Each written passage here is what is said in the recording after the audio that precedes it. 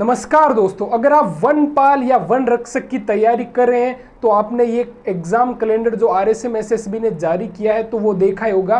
और उस कैलेंडर के हिसाब से जो वनपाल की एग्ज़ाम है वो होगी 6 नवंबर को, और जो वन रक्षक यानी फॉरेस्ट गार्ड की एग्ज़ाम है वो होगी 12 व 13 नवंबर को। तो यानी अभी की हम बात करें तो आपके पास लगभग 1 से 1.5 महीना है। तो इस वीडियो में हम बात करने वाले हैं कि इन 1 से 1.5 महीने में क्या हुआ आपकी रणनीति, जिससे आप इस एग्ज़ाम को क्रैक कर सके और फाइनल सिलेक्शन ले सकें। अब अगर किसी भी एग्ज़ाम की बात करें तो उस एग्ज़ाम के लिए लास्ट का जो 1 से 1.5 महीना होता है वो वेरी क्रूशियल होता है। और अगर उस 1 से 1.5 महीने को आप सही से यूटिलाइज करें तो वो आपकी तैयारी को मेक और ब्रेक भी कर सकता है। तो अब ये प्रश्न उठता है कि इस 1.5 महीने या 1 महीने का जो छोटा सा टाइम पीरियड है उसको हम कैसे अच्छी तरह से यूटिलाइज करें, कैसे चीज़ों को पढ़ें जिससे हम सिलेक्शन पा सकते हैं। तो इस एग्ज़ाम की पर्टिकुलर अगर हम बात करें तो इसका सिलेबस बहुत ही ईजी है। जैसे इसमें 100 क्वेश्चंस आएंगे, 100 मार्क्स के, और आपके पास 2 घंटे का टाइम होगा और 1/3 माइनस मार्किंग होगी, जो चीज़ आप सभी जानते हैं। और अब अगर बात करें तो दूसरी इसमें सब्जेक्ट्स की, तो उसमें चीज़ें दे रखी है जैसे जनरल साइंस है, मैथ्स है, और हिस्ट्री है, जियोग्राफी है, आर्ट एंड कल्चर है। तो ये सारी चीज़ें, और इसमें अब डिफरेंस ये है कि वनपाल में तो ये 12th लेवल का आएगा, और वन रक्षक यानी जो फॉरेस्ट गार्ड है उसमें ये सारी चीज़ें 10th लेवल की आएगी। तो ये है मेनली सिलेबस।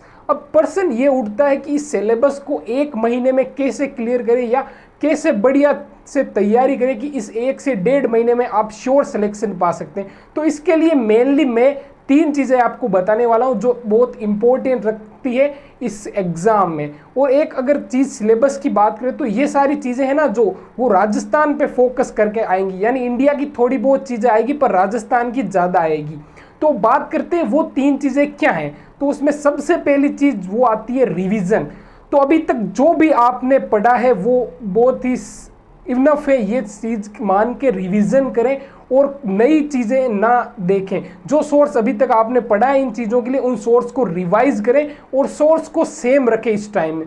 तो जितना आप ज़्यादा रिवाइज करोगे इस टाइम में और उतना ही ज़्यादा आपके लिए अच्छा होगा, चीज़ें ज़्यादा आपके माइंड में याद रहेगी। अब दूसरी चीज़ इसमें आती है वो आती है प्रैक्टिस, क्योंकि अगर आप इस टाइम में प्रैक्टिस नहीं करोगे तो आपकी एक्यूरेसी नहीं बढ़ेगी। तो इसके लिए आप क्या कर सकते हैं, आप जनरली कोई भी टेस्ट सीरीज लेके इसकी प्रैक्टिस कर सकते हैं, और वो चीज़ आप रिवीजन के बाद में या रिवीजन के साथ साथ भी कर सकते हैं। इससे क्या होगा कि आपकी एक्यूरेसी बढ़ेगी और आप इस एग्ज़ाम को ईजिली क्रैक कर पाएंगे।